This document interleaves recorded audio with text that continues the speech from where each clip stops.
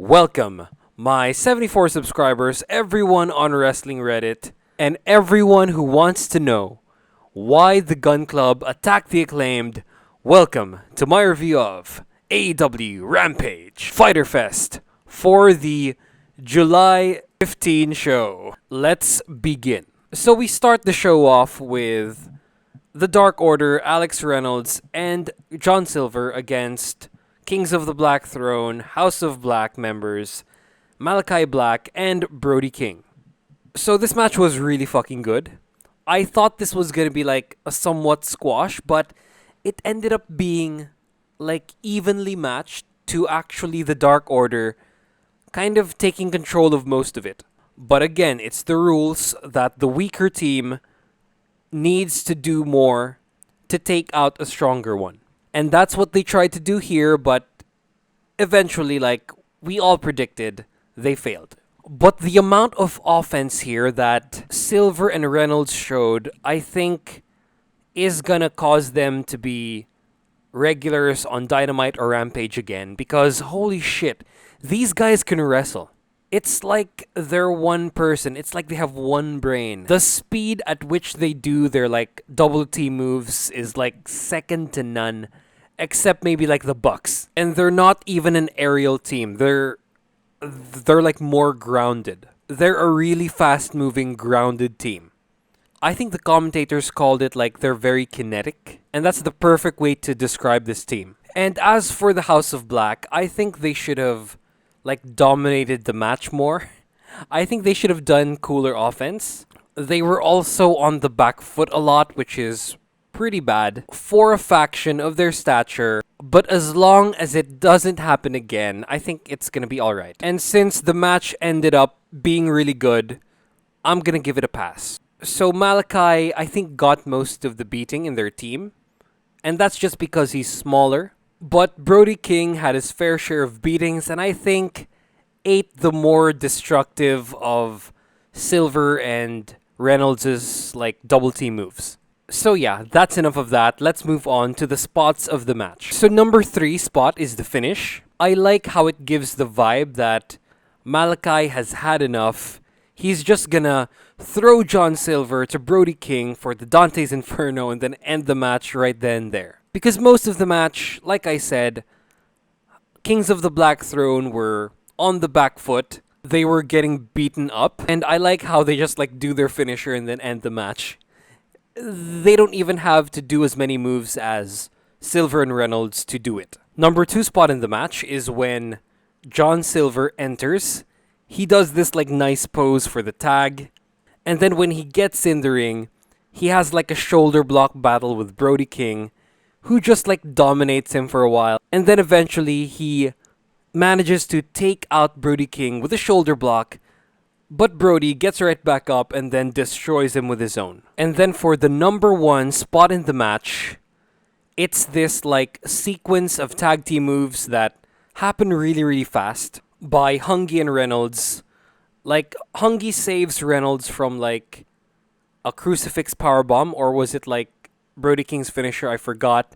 But yeah, I think it was like the Gonzo bomb, but Silver saves Reynolds. They then do like some enziguri, some fast kicks, and then Silver has like King on the German suplex position but is unable to do it himself.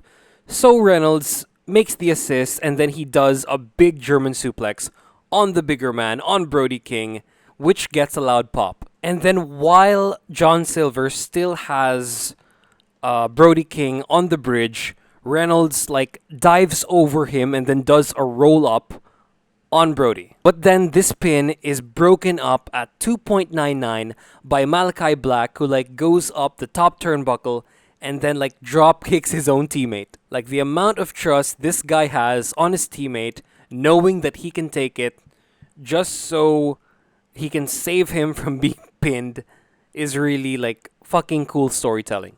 And adds a lot of character to the House of Black. It also shows that Malachi is willing to hurt his own members in order to win. And his members are kind of okay with it. So yeah, this was a really good opening match.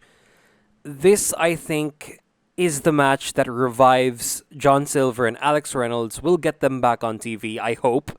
And yeah, this doesn't much build up the House of Black, but it's like alright. What happens after is what's important for them because Darby and Sting attack. Darby attacks Brody King, and then Sting has a face to face with Malachi, and they leave. But how this happens is pretty cool. We don't get to see Darby until like House of Black are on the stage, and then Darby does a dive off of like the entrance. This is really cool, and then Malachi just lets them fight it out. He has a stare down with Sting, and then they leave. So yeah, really looking forward to these two feuds, but this just makes things confusing because we still have like Miro that's gonna go after House of Black. So maybe it's gonna be like a 6-man tag team match with like House of Black against Miro with Darby and Sting. And I don't see that as a bad thing. And speaking of Miro, we get like a video promo of him with some highlights of him and the House of Black in their feud. And again, really well written promo. Sounds very poetic, sounds like it's from a fantasy story and stuff. It's also really well delivered. Miro has this down. And then as for the content, we have a cliffhanger at the end of this because he talks about like his god sending some pagans to destroy him, and like the black mist is sort of working its way through him. It's like he's starting to turn over to the House of Black. He's getting tempted, he's getting corrupted, but he still has some fight in him. He's still gonna fight the house, but the end just like adds so much intrigue to the feud. It's when he says, "Did you send the House of Black to destroy the Redeemer or to recruit him?" And fuck, I'm so excited for this feud. This might be like the hottest feud coming out of this show or coming out of Forbidden Door after this promo right here. So again, great promo, adds some nice intrigue, and it just like makes this feud a lot more interesting. So yeah. So after this, we have the Ring of Honor World Heavyweight Championship match with Jonathan Gresham, the champion, facing off against Lee Moriarty, the challenger, for the Ring of Honor World Heavyweight Championship. So Lee makes his entrance first. It's like, alright, he makes his entrance. But then Jonathan Gresham, with his awesome mask, makes his entrance, accompanied by all of Tully Blanchard Enterprises. So he has Tully Blanchard, Brian Cage, welcome back to AEW. And we have the Leonis. I think that's what they're called. Gates of Agony, whatever. And they look so cool. But Jonathan Gresham looks so out of place since he's so short. So I don't know the dynamic of this faction yet. I think they're gonna be like purely Ring of Honor, but like the strongest member, Brian Cage, is not gonna settle for anything less than a world champion of a company. So I think that guy is gonna go for like the AEW championship. Gresham's gonna go for the Ring of Honor championship, and then the like Gates of Agony are gonna go for like some other tag team championship out there. But who knows? They could just as easily turn on Jonathan Gresham.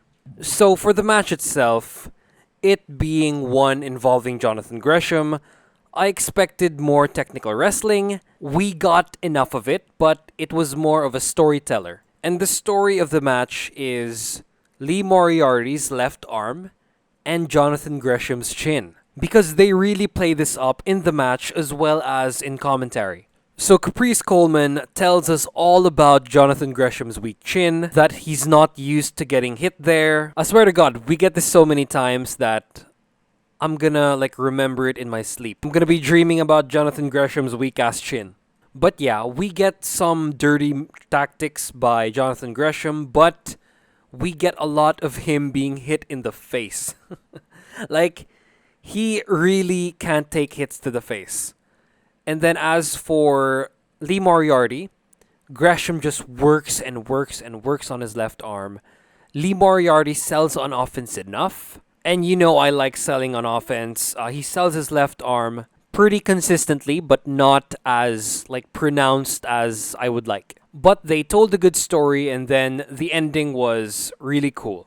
And it's gonna be one of the spots of the match. So yeah, now for the spots of the match. Number 3 is when Jonathan Gresham hits Lee with like a Hurricane Rana, and then he tries to go for like a pin, but due to his size, he's overpowered and then he is pinned himself by Lee Moriarty. This was nice and unpredictable. It subverted expectations and I really liked it. For the number 2 spot of the match, it's this low blow that Jonathan Gresham does. So he takes off his wrist tape, he throws it on the floor, Paul Turner throws it out, and while he's doing this, Gresham chops Lee on the dick. He does a low blow and this is really cool and really funny. I've never seen this before. This fake out chop to the chest and then transitions to the balls. I think more people should do this, or hell, just make it Jonathan Gresham's thing now. And then for the number 1 spot in the match, it is the finish where Gresham puts on the octopus stretch on Lee, and he doesn't just put it on, he beats Lee into it until Lee falls over, and then he gets him in a more secure octopus stretch on the floor, and then Lee taps out. Jonathan Gresham wins, he retains, and then he's gonna face somebody who I will talk about next at Death Before Dishonor. So yeah, this match is like a pay-per-view undercard, TV main event level match, and yeah, this was pretty good. Nice showing by Jonathan Gresham, getting him more familiarized with the AEW audience and building him up for Death Before Dishonor. So after this, Jonathan Gresham cuts a post-match promo, and he sounds so fucking old school. He has that African-American Southern accent that's really cool, from Mafia 3. He talks kind of like that, and I don't hear a lot of African-American wrestlers talk like that anymore. So yeah, nice promo by Jonathan Gresham. Maybe just lessen all the whys. I like the content of the promo, especially when he said he's gonna outclass and out-wrestle all of your favorites. Nice touch, nice promo. But I hope he beats the guy who he's gonna face at Death Before Dishonor. There's not gonna be much build, so I understand why this is the guy they picked. And so after Tully Blanchard blows some water up his ass, we finally know who Gresham is gonna face at Death Before Dishonor, and it is Claudio Castagnoli. And I have a problem with this, because not only is Claudio not atop the ratings, he just debuted. I mean, maybe you can make a case after he beat Zack Sabre Jr., he won Blood and Guts, and he beat Jake Hager, but come on, the guy just debuted, and then you're gonna have him eat a loss against Jonathan Gresham. The Ring of Honor TV show is probably gonna be announced at Death Before Dishonor, but we just had Jonathan Gresham, the best technical wrestler, according to him, declare that he's gonna beat all of our favorites, and if one of our favorites, who is booked pretty strong right now, beats him at Death Before Dishonor, he's gonna lose some credibility. So I don't expect Claudio to win. I think Gresham should retain with the help of Tully Blanchard Enterprises. And I think this is gonna spark up a feud against the Blackpool Combat Club, and I am all for it. We're gonna have Claudio versus Jonathan Gresham. We're gonna have the Leonas against maybe Bryan Danielson and Wheeler Yuta together, or maybe they're gonna get a new member. I don't know. And then we're gonna have freaking Jon Moxley against Brian Cage. That's gonna be an awesome faction versus faction feud. And God, I hope Jonathan Gresham doesn't lose to Claudio. He should be the champ coming in, and he should keep it for a couple of months before he drops it. Because it doesn't feel like Claudio has earned the title yet. I think it should be his journey to win a world championship in AEW/Ring of Honor. And I think it shouldn't be the Ring of Honor Heavyweight Championship. I think he should be AEW Heavyweight Champion after MJF. But we'll see. But him winning an ROH Heavyweight Championship would be alright. But I think he should be on AEW more. But also, I don't know. But also, for now, it's too early, so he shouldn't win. So yeah, that's it for the match, and that's it for the post-match segment. Really, really good. This is strong candidate for match of the night, and I think they should have main evented the show. So after this, we get a backstage promo by Christopher Daniels. He's defending Samoa Joe from all of the slander from Jay Lethal and Satnam Singh and Sanjay Dutt. And this guy can still do it. He can cut a promo. He challenges Jay Lethal to a match. And I think his loss is going to prompt Samoa Joe's return. And yeah, this is like 4 TNA guys are going to be in the same program with each other. And it's going to be a nostalgia trip for TNA fans. So yeah, I like Christopher Daniels' inclusion in the feud, but I think it's a bit late. So yeah, glad to see CD back on TV. I just hope he teams back up with Frankie Kazarian, and then we'll have the Addiction back, and we'll have great matches with them. But I think Daniels is busy being Defy champion, so who knows what's gonna happen. So yeah, great promo. Next. So after this, we have the squash match between the team of Kris Statlander and Athena against the Renegade twins. And my god, they get destroyed even before the match starts.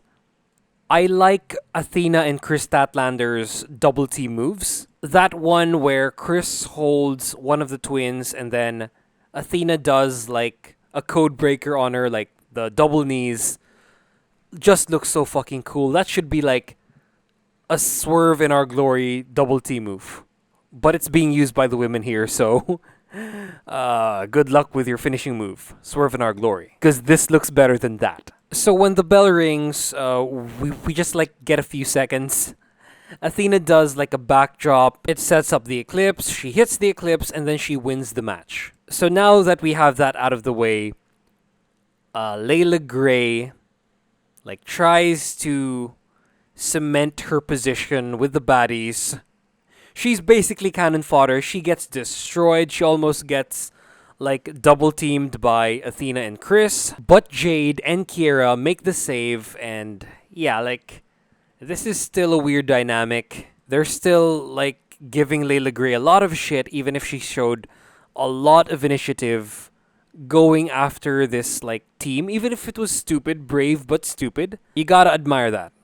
And then she basically succeeded, because when Jade and Kiera went for the save, they got the upper hand. They beat the shit out of Athena and Kris, and yeah, they won this encounter, but not the war. And so the feud heats up even more, building up to a future match between these two teams. Okay, so after this, we have a backstage segment with...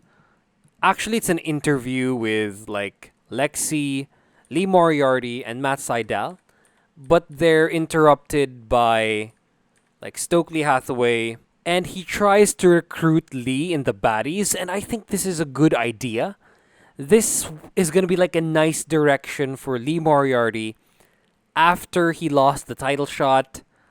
But then Matt Sydal cock blocks him and sets Lee up in a match against Dante Martin. So Matt Sydal isn't the best mentor in the company. I think they always lose. Dante is a perennial loser. Matt Sydal is a perennial loser in matches on TV. And so I think Lee should have just taken the offer from the Baddies. He would have been their male representative, and he might have gotten a couple of wins, but we'll see what happens. Dante's probably gonna beat Lee. Lee's gonna get pissed, and then he's finally gonna join the Baddies, and that's gonna make the faction a lot more interesting than it is now. But yeah, this ends up in a face-to-face between Lee and Dante, and yeah, it's probably going to be a show stealer. It's probably going to be good, and I think it's going to set up a feud between Lee and the members of Peace, Love, and Pro Wrestling. Okay, so after this, finally, the segment that everyone was waiting for, we have the Gunn Club explaining their actions on why they betrayed the Acclaimed. So I think the reason that Billy Gunn gives is pretty weak.